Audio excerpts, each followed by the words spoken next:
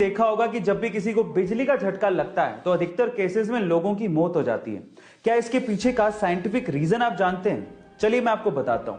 देखिए, उसके पीछे का रीजन ये है कि हमारी बॉडी में 70% पानी है और जैसे ही हमें बिजली का झटका लगता है अंदर का पानी जल जाता है, सूख जाता है, खत्म हो जाता है, जिसकी वजह से हमारा खून यानी कि ब्लड गाढ़ा हो जाता है और गाढ़ा होने की वजह से वो अच्छे से फ्लो नहीं हो पाता और हमारे शरीर के अंगों तक पहुंच ही नहीं पाता, जिसकी वजह से हमारे शरीर के अंग काम करना बंद कर देते हैं और उसी वजह से हमारी मौत हो जाती है।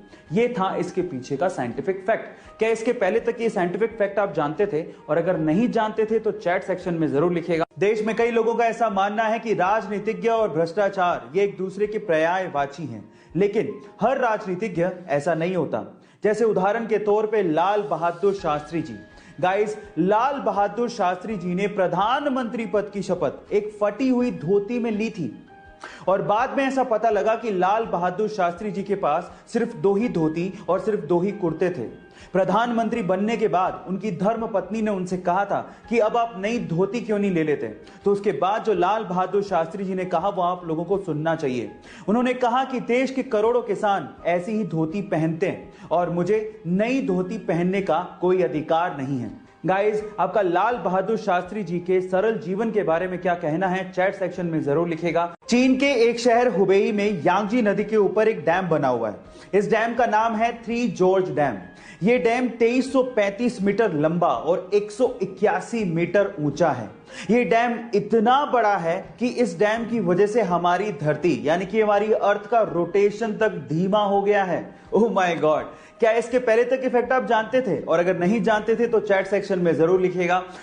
डॉक्टर्स ने उसे 15 साल की उम्र में उसकी हार्ट प्रॉब्लम्स को देखते हुए कहा कि या तो वो फुटबॉल खेलना छोड़ दे या फिर वो डिफिकल्ट हार्ट सर्जरी करवाए जिसमें उसकी जान जाने का खतरा हो सकता है। फुटबॉल खेलने का जुनून इतना सवार था कि उसने वो हार्ट सर्जरी करवाई।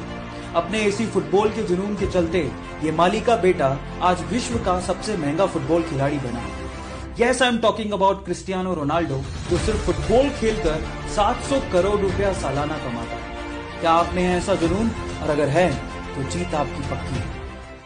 माइकल फेलिप्स ने 2008 में पब्लिकली अनाउंस कर दिया कि वो अगले ओलंपिक में 8 गोल्ड मेडल जीत के लाएगा। फिर क्या था, मीडिया ने, लोगों ने उनका मजाक उड़ाना शुरू कर दिया। लेकिन माइकल फेलिप्स ने इन्हीं लोगों की इन बातों को अपना मोटिवेशन बनाया और दिन में 12-12 घंटे स्विमिंग की प्रैक्टिस करने लगे। अचानक से एक एक्सीडेंट में उन्होंने अपना हाथ फ्रैक्चर कर लिया। डॉक्टर ने साफ मना कर दिया कि अगले ओलंपिक में आप पार्टिसिपेट नहीं कर सकते। लेकिन इसके पागलपन के आगे मुसीबतें कुछ नहीं थी। उसने पैरों से स्विमिंग करनी शुरू कर दी और फाइनली फिर क्या था, अगले ओलंपिक में एक वर्ल्ड रिकॉर्ड के साथ टोटल 8 गोल्ड मेडल उसने जीते।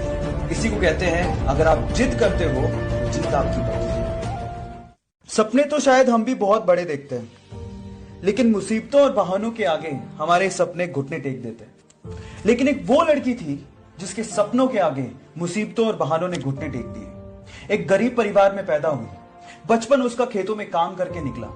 15 साल की उम्र में उसने सोचा कि वो बॉक्सिंग में अपना करियर बनाएगी। घर से कोई सपोर्ट नहीं था, ना ही ट्रेनिंग के लिए कोई सुविधाएं थी, लेकिन उसकी जिद के आगे सारी मुसीबतों ने घुटने टेक दिए। जी हाँ, मैं बात कर रहा हूं 6 times world amateur boxing champion, 5 times Asian women championship winner, Asian games 2014 gold medallist, Olympics 2012 bronze medallist, 2013